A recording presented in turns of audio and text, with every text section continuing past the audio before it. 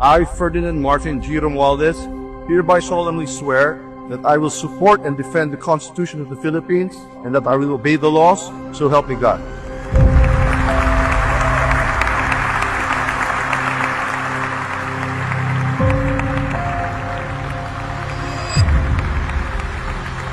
Speaker Romualdez to Martin Romualdez. Speaker Romualdez Nicoang Martin. Speaker is our source of inspiration and our mentor and our guiding light. Martin Romualdez!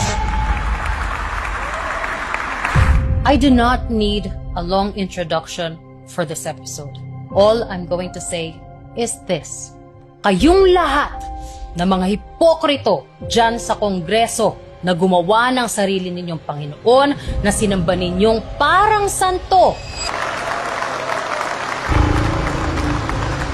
Kayo na mga walang bayag palagan ang mali at tumulong pagtakpan ang mga kalokohan dyan dahil nakinabang kayo.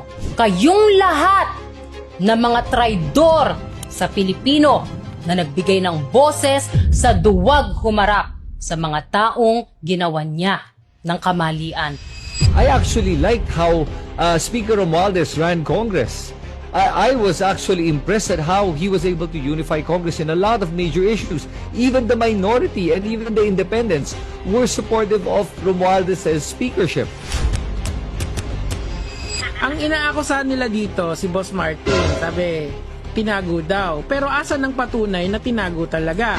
Di ba ang sinabi ni Mike Defensor nung isang buwan o 2 buwan ago, nasa Marines daw. Ngayon, balik na naman kay Romualdez, di ba? Hindi nyo makasuhan si Martin Romualdez. Makalilinis talaga yung pangalan ni Martin Romualdez kung wala siyang maharap. Alam nyo, hindi nyo madadala sa korte yan. Kaya puro press release, puro drama lang ang ginagawa din yung dalawa.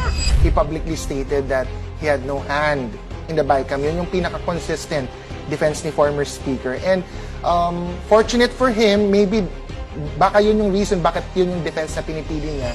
Talagang wala kasing malilink sa kanya sa BICAM or sa small committee. All of you will owe all of us, the Filipino people, an apology after this episode because I am coming for your God.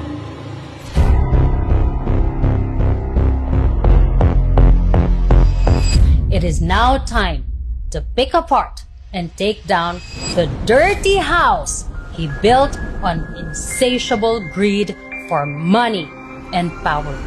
Mabuhay ang Kongreso ng Taumbayan, mabuhay ang Pilipinas.